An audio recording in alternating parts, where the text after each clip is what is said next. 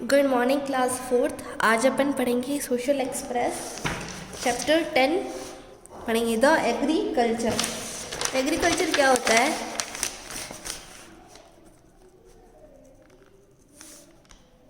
ये दो वर्ड से बना है, एग्री प्लस कल्चरा।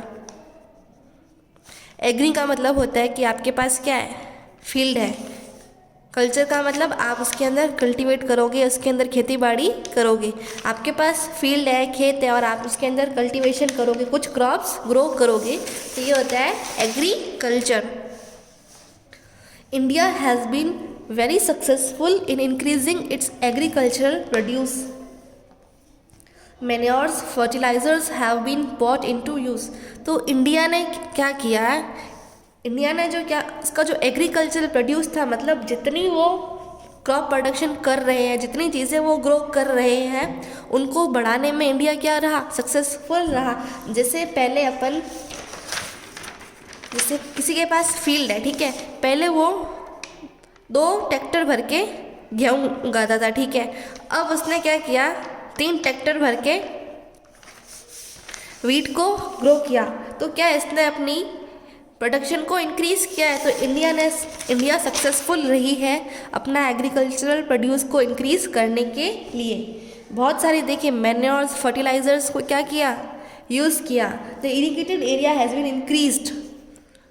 और देखिए जिस एरिया में इरिगेटेड का मतलब होता है अपन जो अपने फील्ड में पानी देते हैं, क्रॉप्स को वाटर देते हैं, उसे इरिगेशन कहा जाता है।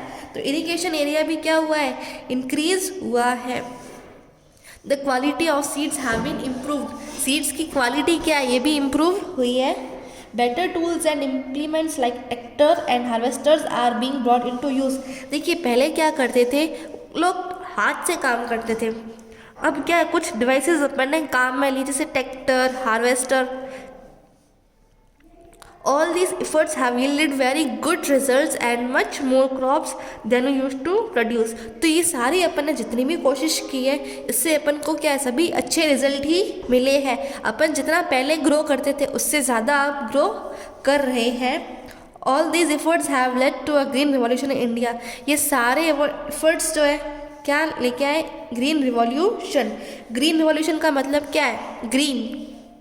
जो अपन क्रॉप ग्रो करते हैं वो भी कैसी होती है, ग्रीन। तो इसीलिए इस रिवॉल्यूशन को ग्रीन रिवॉल्यूशन कहा गया है। Indian agriculture mainly depends on rain.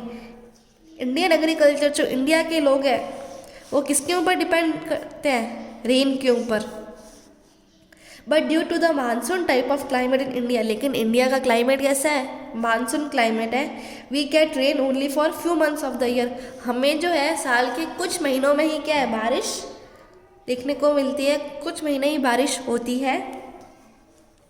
They are mainly 2 crop seasons. 2 crop seasons है, 1 kharif season and 2 rabi season.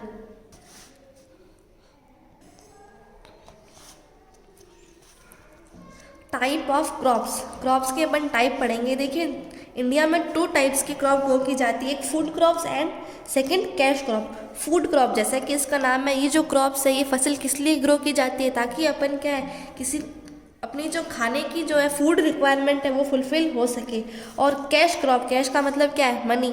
तो ये वो क्रॉप्स जो क्या है, जैसे फ्रूट्स अगर ग्रो करते हैं मनी के लिए, तो उससे कैश क्रॉप कहा जाता है। जो क्या कमर्शियल यूजेस के लिए, सेल करने के लिए जो क्रॉप्स अपन ग्रो करते हैं उसे कैश क्रॉप कहा जाता है। फूड क्रॉप्स, फूड क्रॉप्स वही जो क्या है, जो लोगों को खाना खिलाने के लिए जिस क्रॉप्स को अपन ग्रो करते हैं, जैसे वीट, राइस, बाजरी, ये सब क्या है अपनी ज़रूरत है, ये अपन क्या है यही खाना खाते हैं, तो इसीलिए इसे फूड क्रॉप्स कहा जाता है। और कैश क्रॉप जैसे फ्रूट्स, ड्राई फ्रूट्स, ये सब क्या है, कैश क्रॉप है। The main food crops grown in India are, India में कौन कौन सी फूड क्रॉप्स ग्रो किए जाते हैं, rice, wheat, pulses, millets and मेज। सबसे पहले अपन राइस पढ़ेंगे। Rice is the most important food crop of India. India का सबसे इम्पॉर्टेंट फूड क्रॉप कौन सा है, rice. It grows well in the hot and rainy parts of the country. ये किस एरिया में अच्छे से ग्रो किया जाता है, जो एरिया कैसा हो, ज़्यादा गर्म इलाका हो। अगर गर्म एरिया होगा तो वहाँ पे बारिश भी ज़्यादा आएगी, तो ये उस एरियाज़ में ग्रो की जाती है जहाँ रेन ज़्यादा आती हो या फिर जो इलाका क्या हो ज़्यादा गर्म हो। Fertile soil and sufficient water is needed for the production of rice. Rice को ग्रो करने के लिए क्या आपको मिट्टी अच्छी होनी चाहिए, सॉइल कैसी होनी चाहिए, फर्टाइल होनी चाहिए, और उसको क्या है वाटर भी अच्छा, पूरे जितना वाटर उसे चाहिए उतना उससे मिलना चाहिए, तो ही क्या है राइस को आप ग्रो कर सकोगे। उड़ीसा, तमिलनाडु, आसाम, वेस्ट बंगाल, आंध्र प्रदेश, बिहार, केरला, ये सब जो स्टेट्स है ये क्या करते हैं राइस को ग्रो करते हैं। तो इन जगह जो है राइस को ग्रो किया जाता है। सेकंड, मिलेट्स क्या होते हैं? मिलेट्स जैसे ज्वार, बाजरा एंड रागी, ये किस एरिया में ग्रो की जाती है? जहाँ का क्लाइमेट कैसा हो? ड्राई क्लाइमेट, मतलब बारिश थोड़ी कम आती हो। Where there is low rainfall, मतलब वहाँ पे बारिश कम हो। तो कौन कौन से स्टेट्स इन क्रॉप्स को ग्रो करते हैं? महाराष्ट्र, कर्नाटका, मध्य प्रदेश, हरियाणा, उत्तर प्रदेश, ये सब क्या है मिलेट्स को ग्रो करते हैं, क्योंकि इन एरिया में क्या है बारिश कम आती है। Third, wheat is a staple food of the people of north and north western parts of the country. जो वीट क्या है स्टेपल फूड है, कौन कौन से एरियाज़ का? अपनी कंट्री का नॉर्थ और नॉर्थ वेस्टर्न पार्ट का ये स्टेपल फूड है। It is the second most crop of India. ये इंडिया की कौन सी क्रॉप है? Second most. It grows well in the cold dry climate. ये किस एरिया में ज़्यादा अच्छे से ग्रो करेगी? जहाँ का बारिश भी कम आती है और वो जगह कैसी हो? ठंडी हो। अब वीट कौन कौन से स्टेट्स में ग्रो किया जाता है? Haryana, Punjab, western Uttar Pradesh, Madhya Pradesh, Rajasthan, Bihar, Maharashtra and Gujarat. तो इन स्टेट्स में जो है वीट को ग्रो किया जाता है। अब अपन पढ़ेंगे पल्सेस। पल्सेस का मतलब तो आपको पता ही होगा, जैसे ग्राम, अरहर, उड़द, मूंग, ये सब क्या है पल्सेस है। तो अपन पल्सेस क्यों खाते हैं, अपन दाल क्यों खाते हैं? क्योंकि उसके अंदर क्या होता है प्रोटीन होता है। तो ये हर हिस्से में जो है पल्सेस को ग्रो किया जाता है।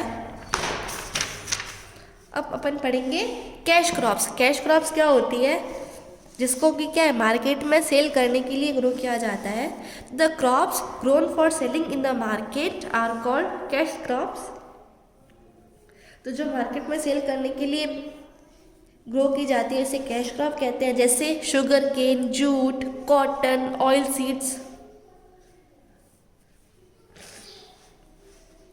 ऑयल सीड्स क्या होती है? जैसे कुछ जो सीड्स होती है जिससे क्या मिलता है हमें ऑयल मिलता है। जैसे ग्राउंडनट, मूंगफली का तेल आपने सुना ही होगा। मोस्टली जो है अपन घरों में मूंगफली का तेल यूज़ करते हैं। मस्टर्ड ऑयल, तो सरसों का तेल, लिंसेड, कैस्टर सीड, कैस्टर का ऑयल भी होता है, अरंडी का तेल।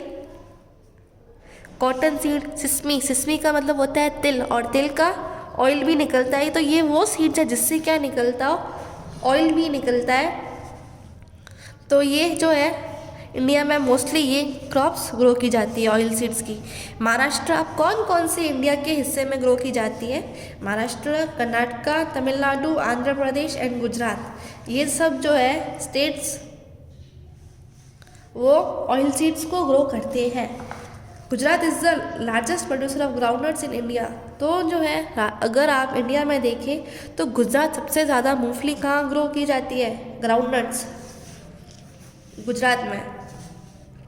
Sugar cane, India is the largest producer of sugarcane in the world. पूरे वर्ल्ड में इंडिया ही है क्या है सबसे ज़्यादा शुगर केन, गन्ना प्रोड्यूस करता है।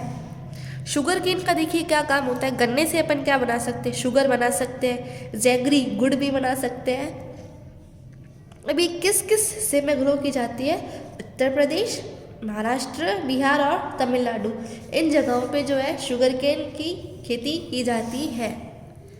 कॉटन एंड जूट, कॉटन किसके लिए?